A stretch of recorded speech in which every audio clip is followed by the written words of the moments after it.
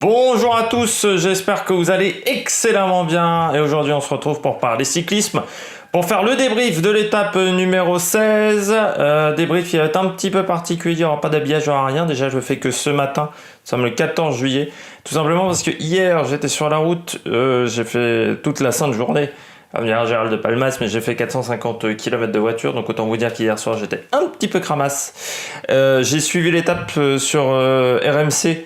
Alors, bon, on reviendra là-dessus aussi. Donc voilà, ça va être un bilan des Bleus un petit peu soft aujourd'hui. Et puis on a repris le décor habituel parce que je suis de retour.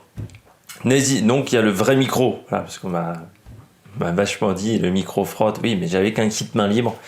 Parce que j'allais pas emmener ça dans mon petit sac de voyage, on va dire.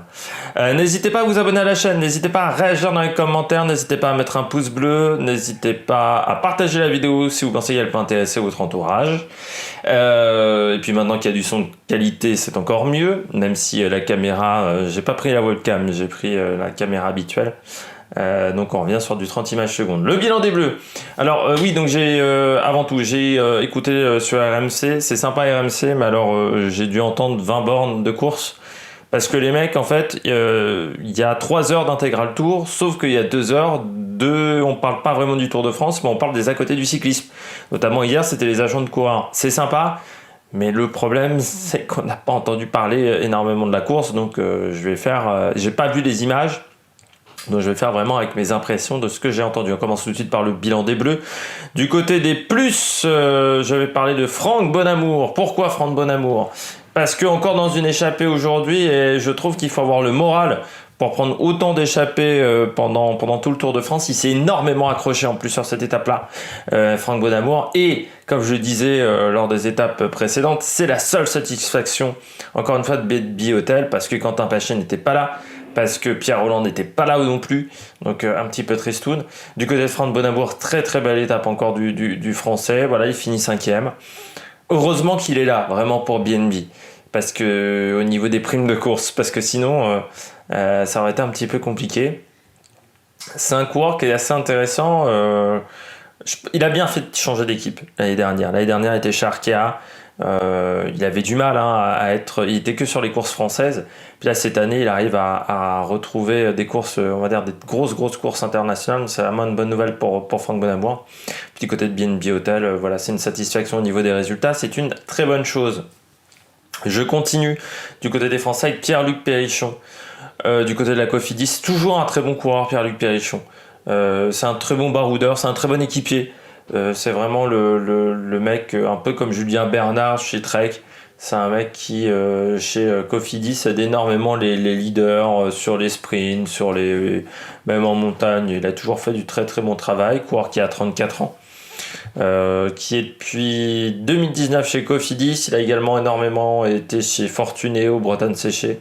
Il faisait également du bon travail dans les échappées. Vainqueur de Paris-Camembert, de la Poly-Normande également.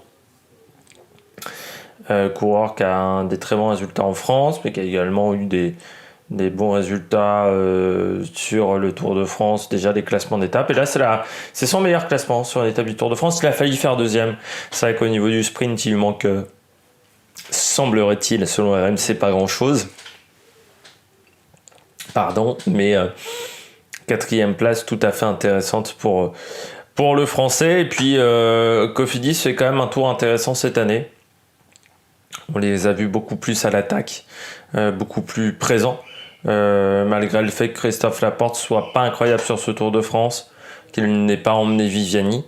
Je pense que ça leur permet d'avoir un petit peu plus de liberté au niveau de certains coureurs. C'est vrai qu'on a vu également Anthony Perez, pas mal à l'attaque, donc là Pierre-Luc Périchon, Guillaume Martin aussi, Geschke également à l'avant. Parfois Guillaume Martin, et j'ai l'impression qu'en plus Geschke et Guillaume Martin s'entendent très bien.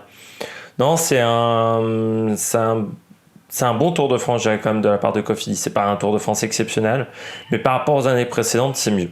Ça, c'est clair. Et du côté de Pierre-Luc Périchon, c'est un très bon coureur. C'est un coureur qui a 34 ans aujourd'hui, mais c'est un coureur qui a des belles capacités sur les grands tours, qui est vraiment un mec qui travaille tout le temps, il fait un énorme travail.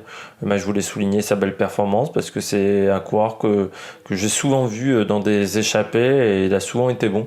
Donc c'est voilà, une belle performance du Français. On ne sait pas encore les courses qu'il fera, hein, parce que la deuxième partie de saison dans certaines équipes est un petit peu trouble pour le moment. Mais s'il fait la Vuelta, il devrait être encore performant pour aider ses leaders. Je termine avec les flops. David Gaudu. Alors, on m'a dit plusieurs fois, tu ne parles pas de David Gaudu. Je rappelle juste que dans les tops et flops, je parle d'un certain nombre de coureurs, mais je ne peux pas parler de tous les coureurs. Je fais des choix, c'est des choix éditoriaux. Mais comme dans un journal de 20 heures, on ne parle pas de toutes les infos qu'il y a dans le monde parce qu'à des moments, on fait des choix éditoriaux. Moi aussi, je fais des choix éditoriaux. Quand je ne parle pas d'un coureur, c'est que c'est un coureur qui a fait une étape bof. David Gaudu, là, les derniers jours, était dans les échappées, mais on le voyait très peu. J'ai pas grand chose à dire. C'est pas une catastrophe, mais c'était pas top non plus. Là, par contre, aujourd'hui, je mets un flop pour deux raisons. Du côté de David Gaudu.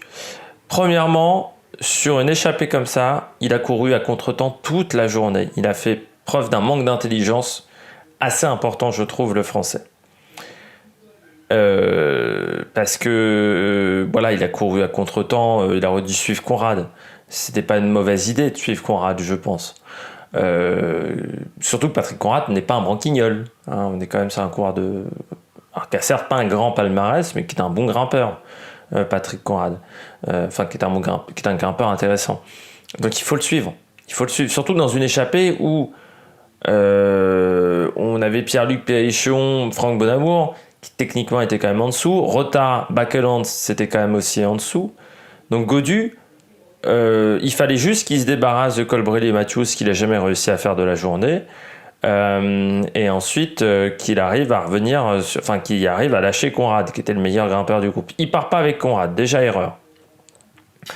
Et ensuite, du côté de Gaudu, il n'a pas bien couru, quoi. Pas bien couru. Il a laissé partir le groupe de devant avec trop d'avance, donc en plus il s'est affolé, sauf qu'il attaque trop tardivement dans le porté d'aspect. Tu peux pas reprendre une minute en attaquant à 1,5 km de l'arrivée. C'est pas possible. Surtout que le porté d'aspect sur la fin de la montée, c'était pas des aussi gros pourcentages. Et puis ce que j'ai pas aimé, c'est qu'il a pas répondu aux interviews, notamment d'RMC. Et qu'RMC a dit que c'est pas la première fois qu'il le fait. Moi, ça commence à m'énerver, tous ces sportifs, notamment Osaka, qui ne veulent pas parler aux journalistes. Si aujourd'hui tu as des sponsors, c'est grâce aux journalistes. C'est grâce à la médiatisation des journalistes. Moi, je pense que dans ce genre de cas, il faut arrêter de parler des coureurs. Donc, David Gaudu, s'il continue à ne pas parler dans les interviews, je n'en parlerai plus. Voilà, je le dis tout de suite. Je vais pas. S'il n'a pas envie qu'on le médiatise, je ferai pas de la médiatisation sur lui. J'en parlerai plus. Voilà. Déjà, je suis pas un très grand fan de David Gaudu. Je sais qu'il y a des coureurs qui adorent David Gaudu. Enfin, il y a des gens qui adorent David Gaudu. Mais c'est pas foncièrement mon cas. J'ai rien contre lui. Maintenant, j'ai quelque chose contre lui. Mais avant, j'avais rien contre lui. Mais maintenant, très clairement, si moi, les sportifs qui veulent pas qu'on parle d'eux en interview, d'accord, mais moi, je parlerai plus d'eux non plus. Voilà, on va faire simple. Et du côté de David Gaudu, c'est peut-être la dernière fois que j'en parle sur ce Tour de France, mais de toute manière, il a couru comme une merde. Voilà. Il a fait preuve d'un manque d'intelligence criant, d'un manque de lucidité. Et après, le coup de l'interview, ça participe au fait qu'il a fait preuve d'un manque de lucidité énorme. Le cyclisme est un sport en plus qui est l'un des sports les plus populaires, qui est le plus proche des gens. Les mecs se prennent pas la tête. Thomas Voeckler a signé des autographes par milliers. Il faisait des signes aux gens qui l'encourageaient sur le bord de la route. Alors bon, il y a une fois, il s'est énervé. C'était dans une situation qui était quand même assez particulière lorsqu'il avait le maillot jaune et qu'il était en train de perdre le maillot jaune. C'est un sport populaire, le cyclisme. David Gaudu, moi, très clairement, je vais pas me faire chier. Il n'a pas envie d'aller en interview, il n'a pas envie d'aller voir les journalistes. Moi, j'en parlerai plus. Voilà, tout simplement. On passe aux coureurs au top. Du côté des coureurs au top, je commence avec rapidement, parce que là je suis à 10 minutes de vidéo. Si je veux qu'elle sorte rapidement, je vais être obligé de faire court. Je commence avec Patrick Conrad, très fort Patrick Conrad aujourd'hui. Moi j'ai vu un très bon coureur et Patrick Conrad, c'est vrai que je disais c'est un grimpeur intéressant. Le problème de Patrick Conrad, c'est que ça fait partie de ces coureurs qui sont moyens. Alors, il est moyen sur le contre-la-montre. Il n'a pas une qualité supérieure, tu vois, dans un domaine. Il n'est pas fort. C'est puncher moyen, grimpeur moyen, rouleur moyen, coureur complet moyen.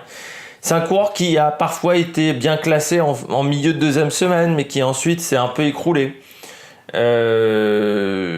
Ou qui parfois a été entre 5 et 10 sur les grands tours, mais souvent on oublie les coureurs qui sont entre 5 et 10. C'est un bon coureur, mais il n'a pas forcément un truc de plus que les autres. Et ça se voit à son palmarès. 2 victoires, c'est le championnat national d'Autriche, où la concurrence est quand même moins importante que pour le championnat d'Espagne, le championnat d'Italie. Mais c'est un coureur qui est tout le temps placé. Tout le temps placé.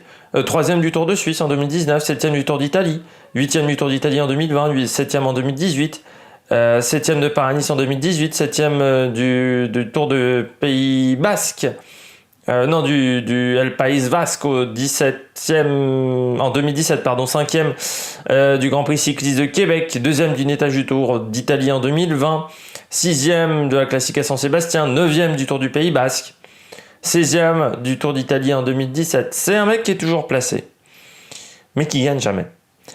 Et quand je dis que David Gaudu, c'était le seul coureur qui devait marquer, et quand Conrad est parti, il fallait qu'il le suive, c'est que Conrad, c'est pas un mauvais coureur. Et il a fait une erreur, une grosse erreur tactique. Et ensuite, il a été très fort, parce que aussi la concurrence s'est échappée. Quand il revient sur le groupe où il y avait notamment Fabien Doubé, cette année c'est pas exceptionnel, et de toute manière pour moi Patrick Conrad c'est meilleur que Fabien Doubé aujourd'hui. Donc il revient sur des coureurs qui sont moins bons que lui, intrinsèquement. Bakelands pareil. Donc voilà, il le dépasse et il en fait qu'une bouchée, ce qui était tout à fait normal. Je continue avec 2 autres coureurs au top, Colbrelli, parce que encore bien classé sur une étape difficile. Colbrelli, 2e, il bat Matthews. C'est encore des points pour le maillot vert. Je regarde le classement du maillot vert. Colbrelli, il est à 195 points, donc il est revenu à moins de 100 points. Matthews aussi revient très fort, hein. Il n'y a plus que 35 points d'écart, on va dire, avec Cavendish. Donc ça commence à devenir intéressant. La bagarre est peut-être relancée au niveau du maillot vert. Et du côté de Colbrelli, encore une très très belle étape. Pas grand-chose à dire. Il s'est accroché à Gaudu. Il a fait des beaux efforts. Malgré tout, ça n'a pas marché. Et je termine avec Bakelands. Juste pour la blague, je l'avais mis dans la grosse cote du jour, Bakelands. Voilà. Je suis pas toujours, mes pronostics sont pas toujours éclatés au sol. Oh, j'ai eu du cul pour Bakelands. L'étape de Jan Bakelands. On l'avait un petit peu perdu de vue ces derniers temps, hein, Jan Bakelands. Donc voilà, il est de retour. Après, c'est un profil qui lui aurait très bien convenu en 2013, 2014. 2021, tu sens que le poids des ans est là et tu sens que c'est un coureur qui est passé de leader à équipier, ce qui est un petit peu dommageable. C'est un coureur qui était leader puncher, puis au fur et à mesure du temps, c'est devenu un équipier, un petit peu comme Tony Galopin. Je dirais aujourd'hui, Tony Galopin, c'est un équipier, c'est plus forcément un coureur qui est capable de faire la différence. On passe au flop. Du côté des flops, j'ai mis Aramburu, 6e aujourd'hui. On parlait de Gaudu, j'ai jamais été un grand fan d'Aramburu. Je trouve que en fait, c'est un coureur qui est surcoté, Aramburu. Il y a beaucoup de mecs qui le disent, oui, là aujourd'hui il peut gagner, notamment sur les classiques ardennaises, puis au final il fait 11, 12, enfin il fait des résultats qui sont moyennasses.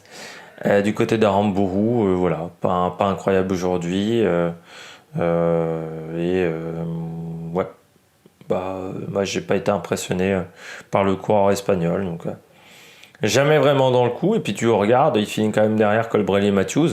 Alors techniquement, il grimpe mieux que ces coureurs-là. Hein, sur le papier, on va dire, selon certains experts. Donc s'il finit derrière, c'est qu'il y a eu un problème. Et puis je termine avec Meintjes et Chavez, parce que ce sont les 2 seuls, on va dire, leaders, enfin qui étaient dans le top 15, qui ont perdu du temps aujourd'hui, ce qui dénote peut-être d'un manque de conditions physiques assez importantes à l'entame de cette 3e semaine, et c'est un petit peu inquiétant, même si Meintjes est 15e, et que Chavez, je crois, est 11 ou 12, 12e, parce que je crois que c'est Gaudu qui est 11. La dernière semaine va peut-être être compliquée pour ces coureurs-là à la fin de ce Tour de France. J'espère que vous avez aimé cette vidéo, même si c'était en format sans habillage. N'hésitez pas à réagir dans les commentaires, n'hésitez pas à vous abonner à la chaîne. Et puis nous, on se retrouve pour de nouvelles aventures sur la Mec Production. Ciao, ciao!